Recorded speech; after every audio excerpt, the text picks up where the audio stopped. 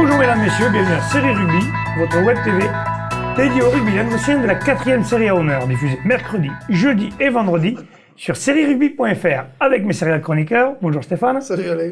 Bonjour Michel. Salut Alain. Bonjour Fabien. Salut. Et bonjour Bruno. Salut. Je vois que le week-end a été bon, vous avez la patate. Oui. Hein?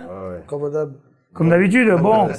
Michel a fait le Tour de France en bus. Voilà. Il se promène un Fait peu. du sud-ouest. Il paraît que les trajets forment la jeunesse. Exactement. Bon, lui, la jeunesse, ça fait 20 ans qu'il a fait.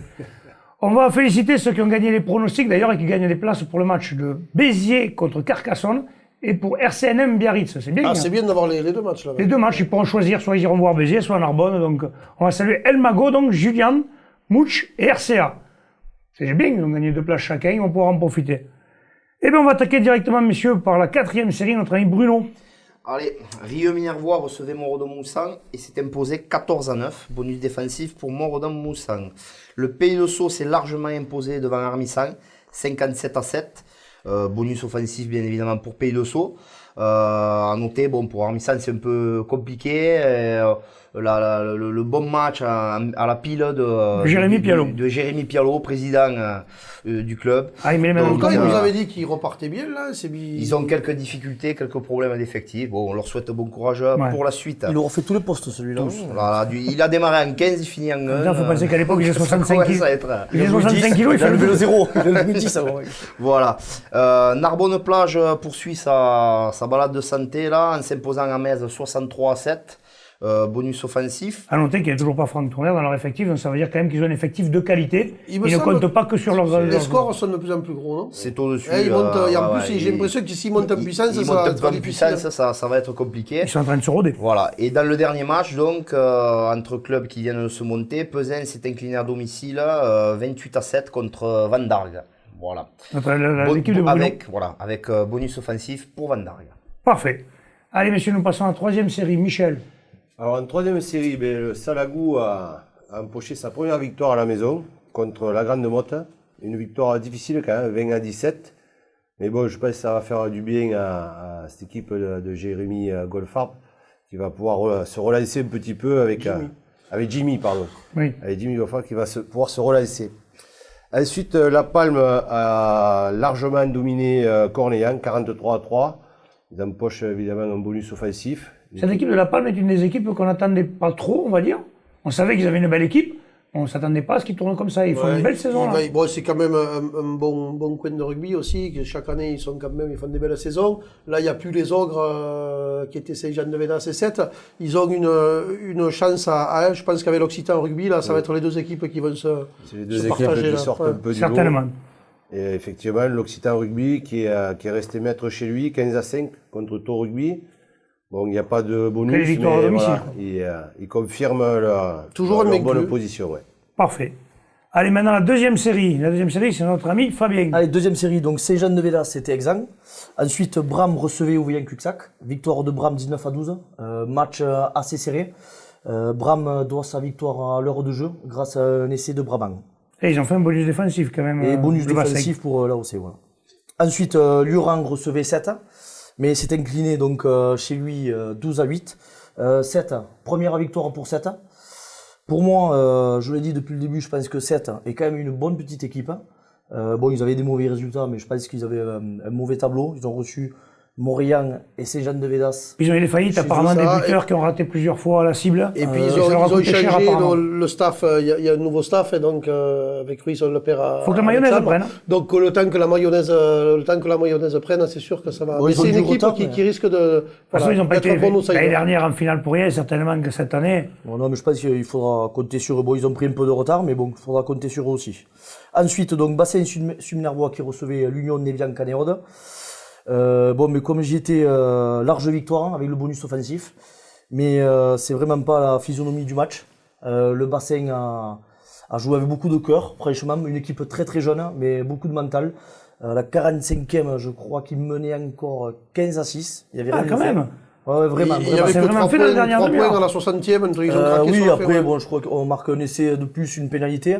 On mène 21-18 à la 65e. Et Nélian Canet doit son bonus, je crois que dans les dernières 30 secondes, on marque 2 essais. Hein. Coup sur coup. L'avant-dernier, on tape la transformation en drop, on se replace en sprint. Et c'est vrai que sur le coup d'envoi, là on se pèle le dernier essai Donc vous avez la réussite C'est et ça. 80 mètres et ça nous met le bonus offensif, heureusement. Mais je pense que si le bassin joue tous ces matchs comme ça, ils vont pas tarder à avoir une victoire. Ça, on c'est va leur sûr, je souhaiter, les on va leur encourage. souhaiter quand même. Et donc dans l'affiche du jour, donc c'était Bessan qui recevait le leader Maurian. On voit que David, c'est pas trop bien, Bon, c'est bon pronostic de David. Ouais, Bon pronostic. La grande équipe de Bessan, là, encore frappé. Ouais. Non, large victoire. C'est vrai, c'était un gros test, je pense, à domicile pour Bessan. Maintenant, bon, Maurian s'est imposé. Il menait déjà à la mi-temps 12-3. Je vais te dire Maurian Montali, parce qu'il ne faut pas oublier de dire les deux Montali, villages. je quand même. m'excuse. N'oublions pas. Il menait déjà 12-3 à la mi-temps par des pénalités donc de Legendre et Pissoni. Et ensuite, en seconde mi-temps, c'est vrai que Bessan, après beaucoup de fautes, il y a eu quelques cartons blancs. Maurian en a profité. Marque un premier essai par Marchand. Un second par le solide Audouard, qui s'échappe d'un molle et d'un dernier affût un peu plein de rage, marque le deuxième essai. Et c'est sur une 8-9-15 d'école que l'arrière Teddy Pêche marque l'essai du bonus offensif. Donc Maurian Maintenant, on Montali, l'avait dit que ce serait une des grosses équipes de la poule. Maintenant, ils ne peuvent plus se cacher quand même. Mais là, bon, ils sont clair. premiers, ils ont pris les rênes, ils vont essayer de le garder. Et surtout, ils ont battu Saint-Jean-de-Village chez eux. Là, ils vont gagner à Bessan. Reste à voir quand ils joueront Canet, bien. Et dans 15 jours. Voilà. En 15 jours. partie des- Allez. Des grosses affiches. Allez, parfait, messieurs. Nous allons passer maintenant à la première série. C'est à toi, Michel. Alors en première série, Poussan n'est plus invaincu à la maison, Aïe. malheureusement. Non, devant une belle équipe de Trèbes qui était favorite, on l'avait dit vendredi dernier, avec toujours le jeune Gontier à l'arrière là, qui a fait mal sur ce match-là. C'est l'arrière de Conque, c'est ça, il me semble. C'est ça. C'est lui qui marque le premier essai et il finira sur une doublée en fin de match qui leur permettra d'avoir le bonus offensif. Oui, il a quasiment mis tous les points. Voilà, ouais. Une équipe de Poussade, toujours pareil, qui est en apprentissage avec beaucoup de jeunes, donc qui fait pas mal de jeux, mais qui malheureusement Score pas. ne score pas et pas encore assez en place en défense. Voilà, donc espérant qu'on arrivera à régler les problèmes les uns après les autres. Allez. Ensuite, Nissan Colombier recevait Periac-Bage. Periac-Bage qui est toujours en difficulté. Et là, sur ce déplacement à Nissan, Nissan a fait le boulot aussi. Bonus offensif à la maison. Une équipe de Nissan qui se propose dans le haut du tableau aussi, et avec laquelle il faudra compter pour le reste du championnat. Oui, ils avaient une saison l'année dernière difficile, mais justement, c'est une saison difficile qu'on prépare les suivantes. Voilà, En principe, c'est... c'est par rapport à l'année dernière, ils commencent à récolter les fruits du travail. Voilà. Ensuite, Serre Sportiragne se déplaçait à Moguio. On avait dit que ça allait être compliqué pour eux par rapport à leur effectif, assez diminué. Et c'est ce qui s'est passé. C'est eux qui marquent le premier essai. Ils prennent le jeu en main, mais petit à petit, ils ont laissé Moguio reprendre les choses en main. Et n'ayant pas un banc très très chargé, ils ont flanché petit à petit. Et Moguio l'a emporté logiquement 29 à 14. Moguio, toujours un bonus invaincu. offensif. Oui. Moguio, 7 matchs, 4 victoires nuls, ça va être une équipe difficile à manœuvrer. Voilà. Pareil, l'année dernière, ils avaient une année vraiment difficile et on voit que cette année... C'est une équipe complète, que ce soit devant ou derrière.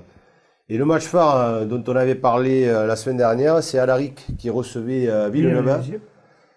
Villeneuve-les-Béziers, exactement. Et bon, pas de gros score, un match qui a été assez fermé. Une mi-temps pour chacun. L'Alaric qui a dominé la première mi-temps. Et Villeneuve qui est revenu en seconde. Donc un match nul, 8 partout. Alaric avait l'occasion de l'emporter sur une pénalité à la fin. Ils ont choisi la pénale touche, ils n'ont pas réussi à C'est un peu garder le ballon. une petite surprise parce qu'Alaric était resté maître chez eux. Bon, ils n'ont pas perdu. Il me semble que depuis 2 matchs, là, ils marquent un petit peu le pas. Ils ont fait D'avoir des un blessés, très bon début et là, ils sont un peu moins bien. Ouais. Et Villeneuve, Belle réaction de performance, Villeneuve quand même, parce qu'il allait faire un Ouais, match ouais, là-bas. Ils venaient de perdre à domicile Ouais. contre Saint-André. C'était là aussi une grosse surprise. On les attendait pas peut-être à... Parce qu'ils de suite, ils remettent un coup de ce collier. C'est niveau, bien. dès le dimanche suivant. quoi. mais ça veut dire aussi là, que cette première série va être très ouverte. Hein. Entre 5-6 équipes, là, rien n'est fait. Allez, passons maintenant à la promotion honneur. Bruno. Alors en promotion honneur, samedi, Toche Corbière recevait Vinassam et s'est imposé 27-20. Vinassam arrache le bonus défensif à la fin, mais a dominé devant et Toche Corbière doit son salut par une grande vaillance et des 3 quarts peut-être un peu plus en les jambes. Ensuite, Portel recevait Olonzac entre 2 équipes qui n'avaient pas encore gagné. Bon, mais les 2 équipes attendront encore Ils n'ont pas gagné. un week-end de plus, puisque Mais ils n'ont pas perdu. il y a eu 20 partout. Donc voilà, les 2 équipes n'ont pas perdu pour la première fois de la saison. Et Philippe Cafort qui va être Voilà. content. C'est dommage à noter qu'encore Olonzac laisse 25 points au pied sur ce match-là. Ça devient compliqué. Sur les 3 derniers matchs, on est hors transformation. Il faut À 1 sur 19 au tir au but, à un moment donné, il va falloir équilibrer si on veut avoir un peu Bruno, d'ambition. le goal average, là, c'est bon, moins 8. Ouais, c'est ça. C'est vraiment surprenant. Avec 3 défaites, un nul, Ouais, et on perd. ça veut dire que vous avez toujours On perdu perd, d'un ouais, point. on perd 2 matchs d'un point. Bon, mais voilà. Donc c'est vraiment encore c'est plus vraiment pas rageant. grand-chose. On n'est la pas loin. faillite des À buteurs. noter que Portel, quand même, qui est en difficulté depuis ce début de saison, encore plus que Colonzac peut-être, à grand coup de vaillance, va tenir sa saison et je pense qu'ils en feront tomber une paire de plus à domicile. D'accord. C'est quand même un gaillard devant. Voilà. Ensuite, nous avions donc le derby, Lyon-Vieltezan qui recevait Clusy-Saint-Chinian. Un match très serré, victoire 13-10. Un bon bonus défensif pour Clusy-Saint-Chinian. À noter La blessure des joueurs, voilà. oui, Elian Sarli, Voilà, à qui on va souhaiter un bon rétablissement d'ailleurs parce qu'il est sur un plaquage, Voilà. mâchoire, plancher orbital. 6 heures d'opération apparemment, Voilà. d'après ce que j'ai Donc, entendu dire. sur un fait de jeu, hein, c'est pas une agression, c'est comme ça, c'est dommage. Signaler que ça s'est joué dans un bon état d'esprit, Voilà. que c'est un joueur de Murviel-Tézan qui de suite est intervenu Voilà, pour le soigner. Donc, un bon derby qui voit la victoire de Muriel-Tézan. Et enfin, j'avais choisi cette affiche-là, Villeneuve-les-Maguelones qui recevait Montréal. Oui, tu nous avais dit que... Il n'y a pas eu de match, 37-3, bonus offensif. Montréal a de gros problèmes d'effectifs depuis maintenant 15 jours. Et va avoir du mal à arriver jusqu'au fait apparemment, puisqu'il jouait avec un pilier ou une troisième ligne à l'aile. Ouais, d'accord. C'est très compliqué Ils ont pour fait eux. du sauvetage, quoi. Et à Villeneuve-les-Maguelones, qui est quand même qui en marche forme. sur l'eau en ce début de saison, c'était trop compliqué. Donc belle victoire au bonifié qui leur permet de reprendre la tête du classement. À signaler avant de passer à la poule d'honneur quand même que les équipes du bassin montpelliérain font un bon début de championnat cette année. Ouais. Passons maintenant à la poule d'honneur. Stéphane, c'est à toi. Honneur, donc à Sijan pour la nouvelle recevait Bédarieux et s'est imposé 19-12. Bonus défensif pour Bédarieux, ce qui est pas rien dans ces périodes-là. Ils ont un début de championnat très difficile. À signaler qu'ils ont quand même sont tenus. Il y a eu un bon duel de buteurs là pendant une bonne mi-temps. Et l'essai de Sijan pour la nouvelle de la délivrance a été marqué par le capitaine, le centre Labelle, à 10 minutes de la fin. Et sursaut d'orgueil de Bédarieux qui a obtenu une pénalité à la 78e Et qui récupère le qui bonus. l'a transformé et qui récupère un point de bonus qui va leur faire quand même du bien. Et pour ce match, pardon, je voulais signaler la retraite officielle d'Olivier Roland, surnommé ligne. Twist, le mur de Sijan. Voilà, c'est D'accord, on va faire un petit clin d'œil. voilà. The Wall. Allez, continuons. Ok. alors. Ensuite, Mende recevait Conqueville-Mostoussou et c'était un déplacement un petit peu compliqué pour Conque, qu'il fallait qu'ils se réhabilitent après leur défaite à Boujan. Ils l'ont fait à moitié puisqu'il y a eu un match nul, 8-8. Pareil, chaque équipe a eu sa mi-temps et Conque a eu une pénalité sur la fin pour arracher ce match nul. Prat de Pixelou recevait les Rives d'Orbe et s'est imposé sans coup férir 35-0. Bonus offensif, ça fait beaucoup de jeux là, Prat de Pixelou On cette va année. regarder ce que je vous disais tout à l'heure, le Montpellierin. On trouve que le bassin Montpellierin, Prat de Pixelou, Villeneuve-les-Maguelones, Moguio, toutes ces équipes-là cette année tournent. Complètement. Même fait les Rives d'Orbe, il faudra qu'ils règlent quelque chose, c'est l'indiscipline. Ils ont fini à 13. À 13, ils ont pris 3 essais, transformés, rappelle certains 21 clubs. points. Ouais, ça commence Donc à devenir compliqué, voilà, à surtout, ce niveau, après, ça pardonne pas devant des équipes qui font du jeu. Exactement. Voilà, s'ils tous les veulent. niveaux.